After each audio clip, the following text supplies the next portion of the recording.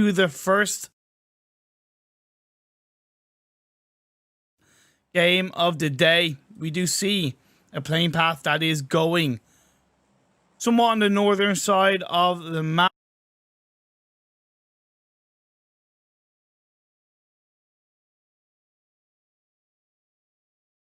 Going from Lipovka all the way over to Zarki. So it is going to be a little bit difficult to get towards a quarry, ferry pier, Gaka region, even military base. And Nova should be accessible for a few of these teams. And it seems like Power are going to be going towards Milta Power, which would be pretty ironic.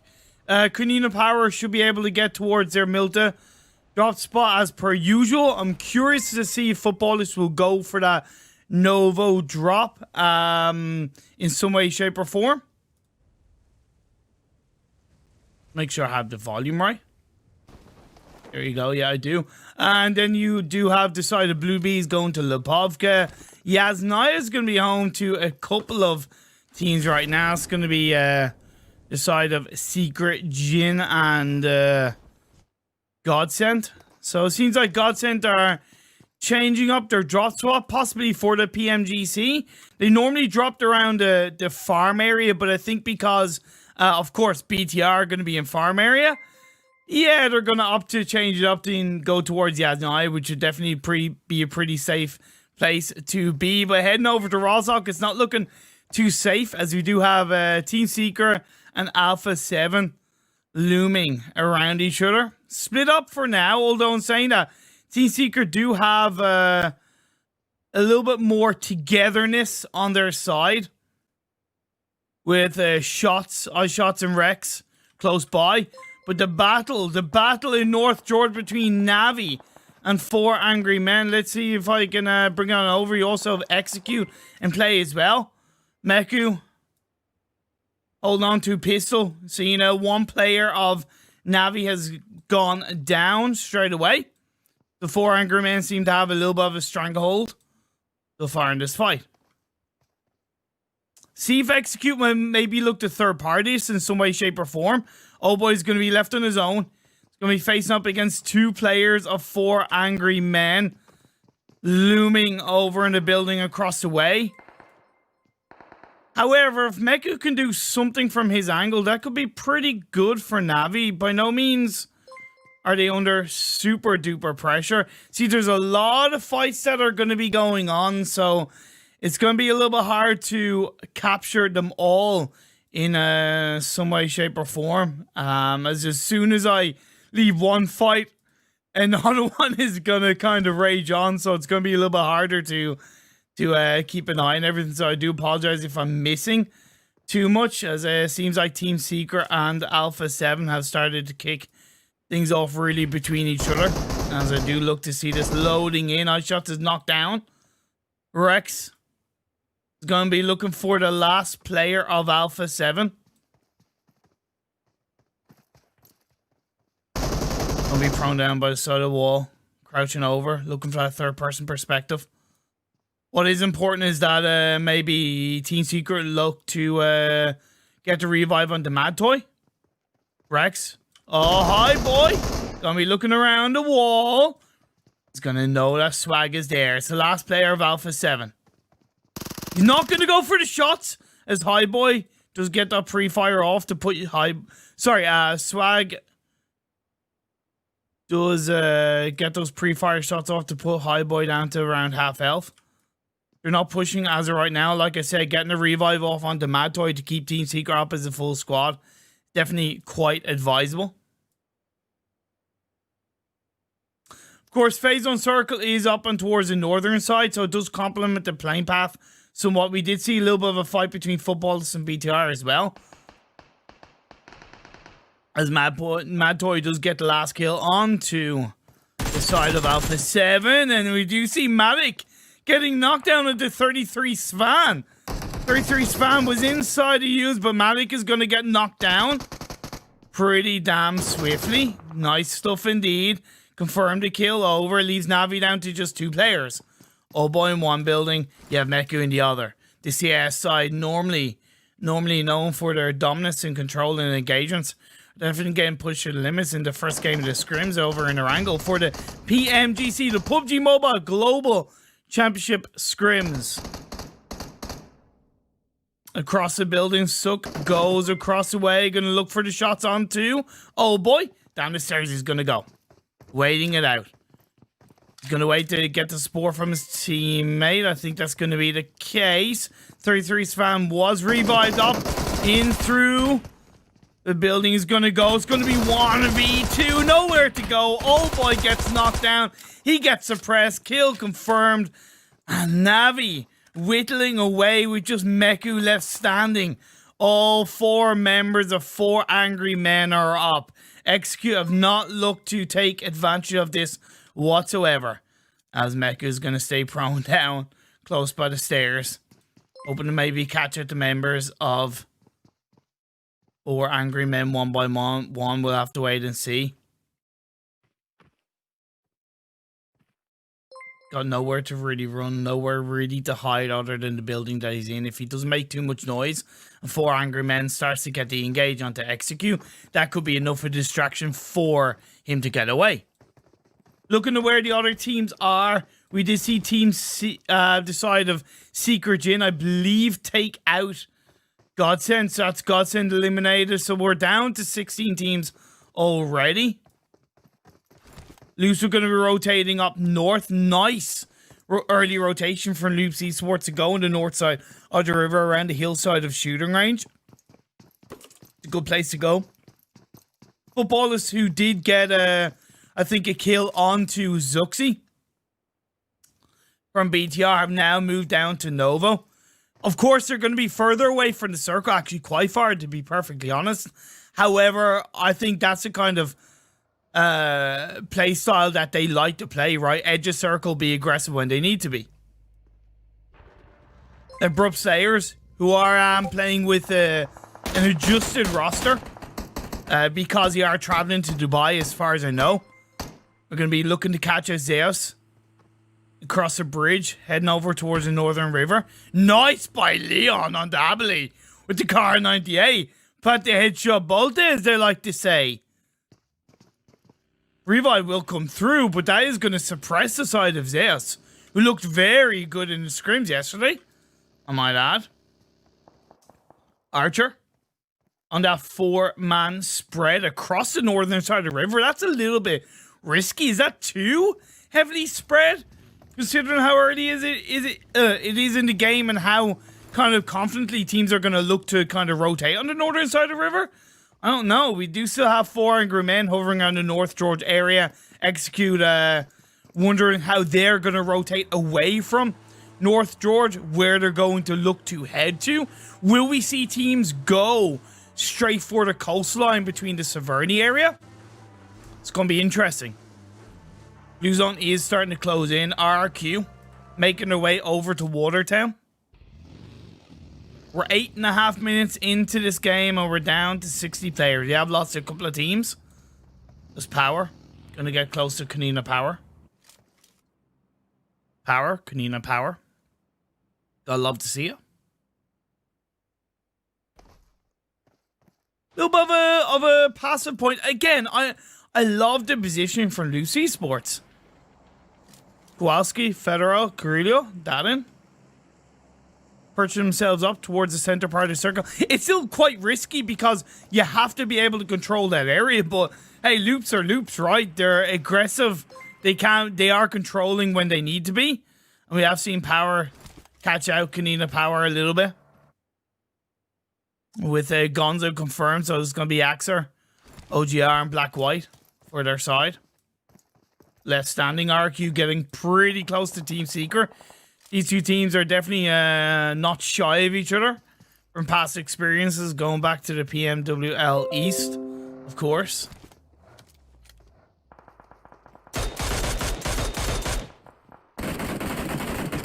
And now Power looking to catch a couple of Konina Power players once again, and that's going to be Team Seeker pushing RRQ back. A1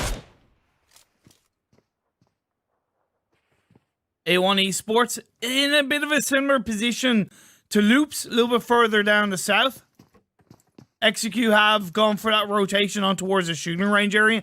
A really good rotation for them. And that position by the airplanes, yeah, okay, it's a little bit risky to grenades, but because it's a long strip, you can generally protect yourself. Plus, with the nerf to grenade damage, I think it's a bit more of a confident place to hold on to.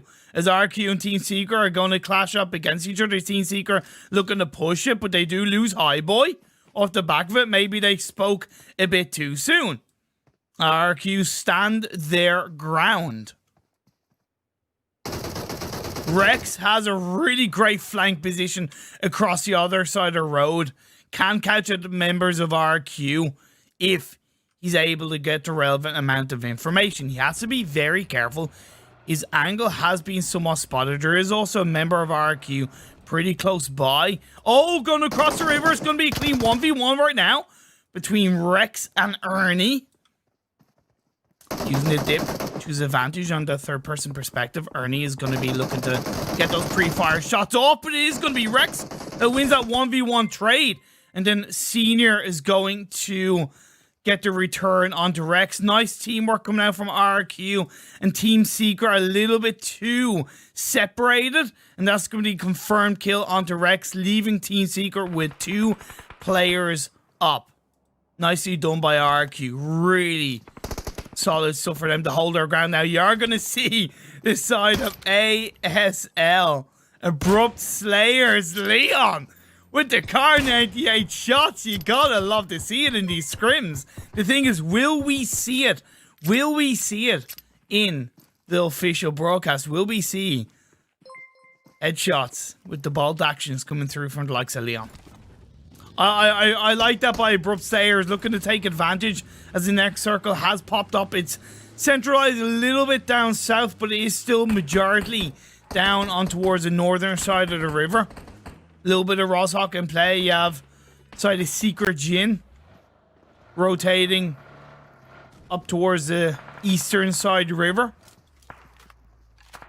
Eastern side bridge, sorry, should I say. Hovering on towards the northern side of the river. We do still have the last player of NAVI. He has been able to stay held down in North Georgia's 4 angry men. Kind of thought about their position in the circle. I do like Execute's position as well. Again, they've reacted to that circle shift on phase 2 pretty well. Is it a little bit too close to the coastline? Possibly. But they do have Fate and Fame Boys in shooting range, which is pretty down south from that coastal line, so I think it's going to be pretty good for Execute. Blue Bees perching themselves in towards the middle of the circle onto a compound that's by the side of the road where they're able to grab themselves up on towards the roof. So it's pretty good stuff from Blue Bees. And they do have the side of Archer pretty close by. So good position from both sides. Of course, Archer Gaming have lost a player. That's something they're going to have to think about with Fabian further down south. And RRQ continue to put the hurt onto a number of players. But Fear is going to get knocked down. Senior is going to be the last player standing. And it is going to be Abrupt Slayer that take out RRQ. I caught that just at the end. And Abrupt Slayers did push that fight. They pushed that engagement off the back of catching that third party out. So nicely done by Abrupt Slayers. It gives them a little bit more space on the southern side of this phase 2 circles and gives them a little bit more control depending on where this phase 3 does shift towards. I really like Secret Jin's position. It's kind of 1-1, 1-1. Looking pretty good. 4 angry men are going for a 2-1-1 split.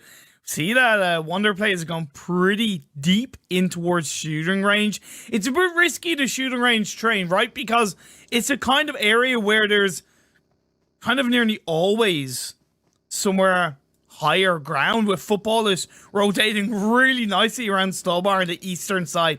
That's a great rotation from Futbolists. They recognize the fact that Stallbar is going to be an area in these kind of circles which is going to be probably less prioritized, and it's a much safer, passive, calculated rotation coming out from the Turkish side, the current champions of the PMWL West.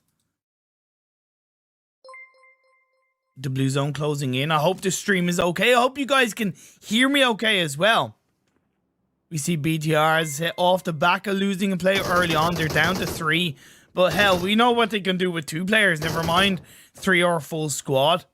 They have Power a little bit down south, but Power are a 2-2 split right now down on the southern side of the river. Maybe they've left it a little bit too late to kind of rotate towards the northern side of the river, but then again, it seems like they're kind of playing for that little bit of a passive phase 3 shift.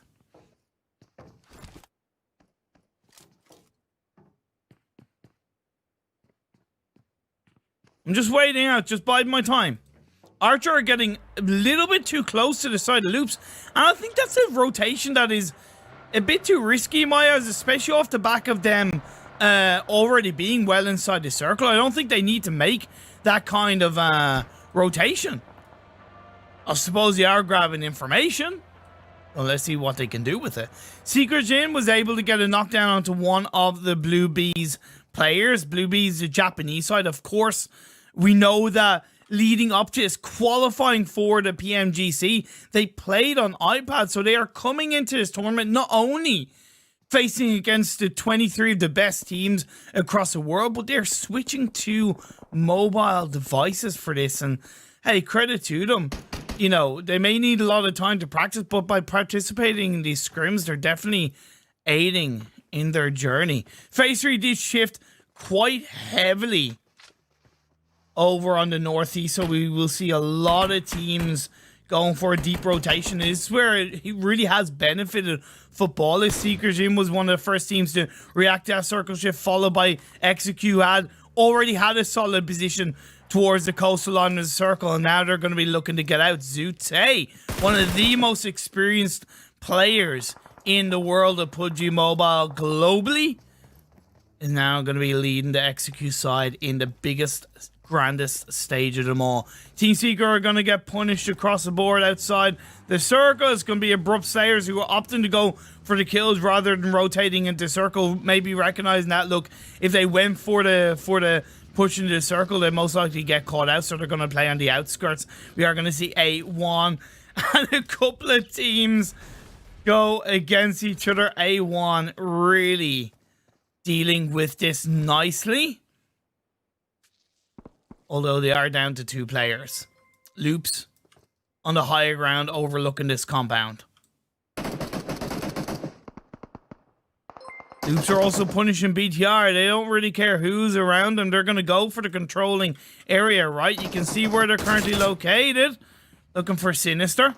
In towards that compound. DP28 for Curlio is going to get put under a little bit too much pressure.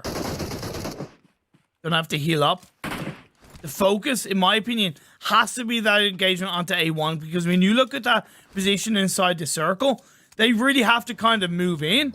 And if they can take out A1, they can control pretty much the southern side other than BTR.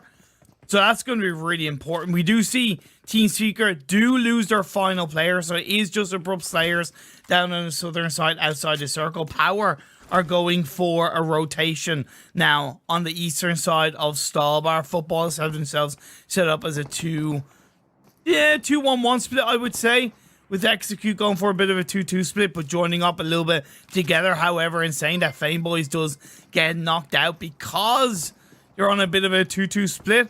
They will be able to get that revive off pretty fairly. 4 Angry Men, though, they're coming in from the western side of them. We'll have to wait and see what 4 Angry Men can do from this position in Erangel, the Chinese side. Still getting used to the meta of the global version of PUBG Mobile. Plus, you're going to have the addition of Sanhok and Vikendi, 2 maps that they are not used to playing in the Chinese Peacekeeper Elite Championships and the leagues. They might play it casually, but from a competitive standpoint, every single map always runs a little bit differently. Blue Zone of Phase 3 is closing in, so we'll have to wait and see. Blue Bee still standing on point as a full squad in this 2-2 split, so they've reacted really well to these circle shifts. Now, where is it going to go? It's going to shift down south. And this is where I worry about Loops, because now they're not only going to have A1, looking at them or them looking at A1. They're also going to have to be looking at the likes of Abrupt Slayers, the likes of Bluebees, maybe Secret Jin, or even Futbolists execute with 4 angry men. So we'll have to wait and see how they do react to that. Power coming in from the high ground. They have a lot of information, a lot of sightlines, but they are not in the circle.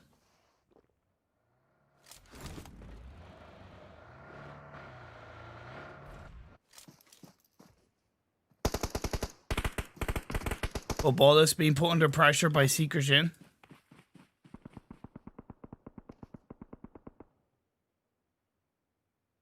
He's holding on.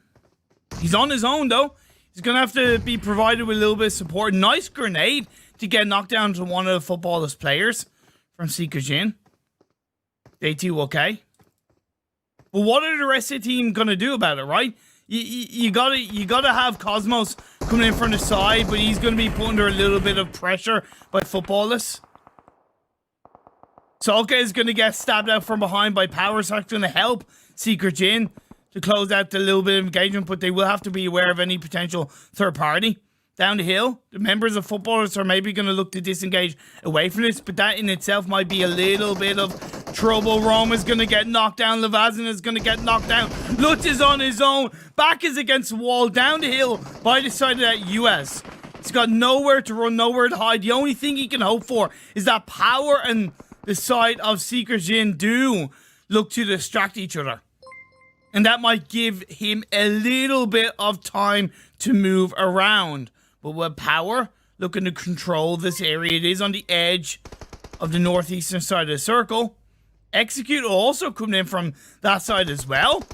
There's going to be a 3-way dance, and I think that's where Secret Jin realized, hey, it's not worth us taking that fight. We're already inside the circle. Let's just focus on our own position.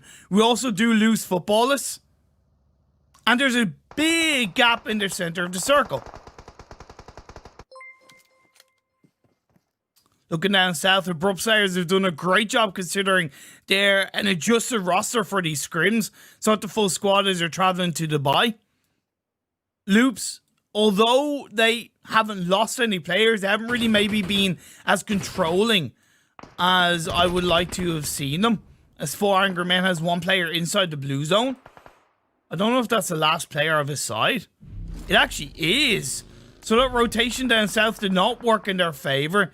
Trying to hold out on his own, but he's coming through a buggy. As A1 are just going to look to move into circle down on the down on the southwestern side. Loops are going to be coming in from behind them along with Abrupt Slayers.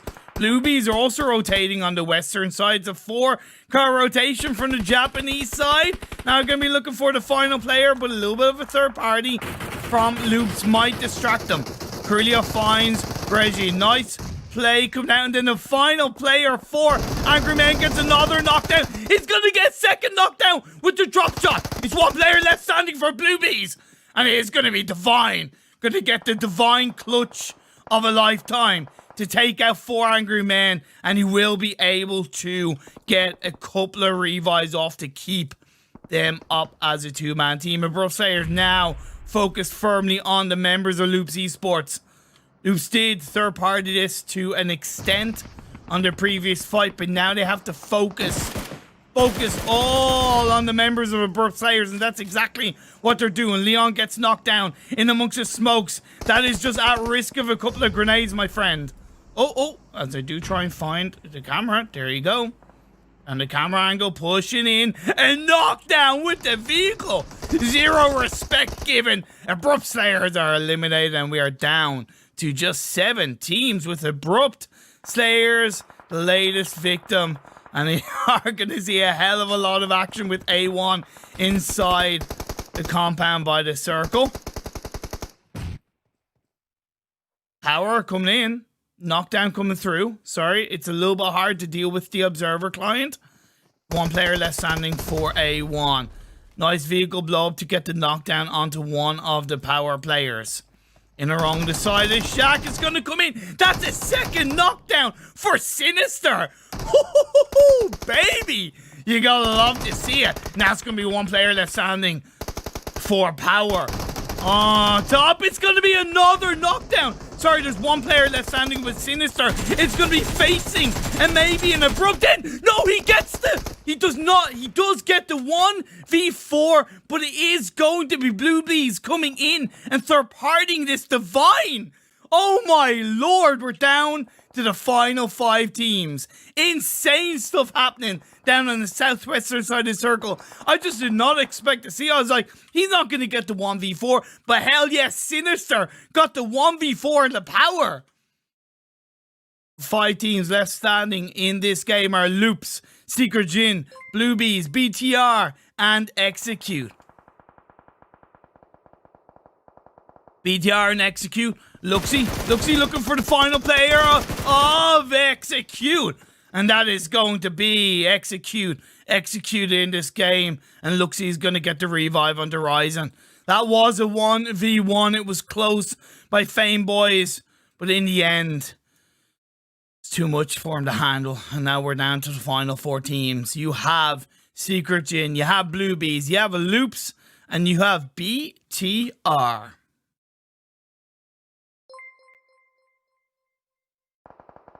Rotation is coming through for BTR to get the revive onto Micro Boy, but it's going to be confirmed by Carillo off the back of that vehicle blowing up. But if it feels bad, man, especially because Luxie had just got there. That means realistically that Loops have firm control in this circle in this game. Divine, who's the last player from Blue Bees, has held on for dear life in these games, getting a 1v4 in the power. As he holds down, we're going to see BTR being eliminated by Loops. We're down to 3 teams. Power, Blue Bees, and Loops. Divine holding on for dear life. Zaps for Boy. Now going to turn his attention on towards Kowalski. Walkjay does knock down Carillo. Federale trying to suppress the members of Secret Jin. Federale doing a fantastic job. He's outside the circle though, so he has to look to try and push in. The good thing is that he got the knockdown onto the player from Secret Jin who was inside the circle. All the while, Divine of Blue Bees has been just holding on for dear life. Does have a couple of med kits on his side. Even though Loops are definitely controlling this final moments of the game, anything can happen. Kowalski goes for the revive on the Carillo. That gives a little bit of time, and that's going to be Divine taking out Blue Bees. Divine is a one-man wrecking machine. He's got 3 kills for his side. He's going to look for Federal. Puts him down to a little bit of health. Down by the side of rock. He's going full blazing. Now he does make his way down onto the southern side. He's not quite in the circle though. He's going to loot up his victim. And in comes Kowalski. It's a 1v3 for Divine. He got a 1v4 previously. Is he going to get a 1v3? This is a little bit of a different game though, and it's not going to be enough. Loops Esports, get this chicken dinner. Get this game in the palm of their hand, and they claim game 1 in the PMGC Scrims.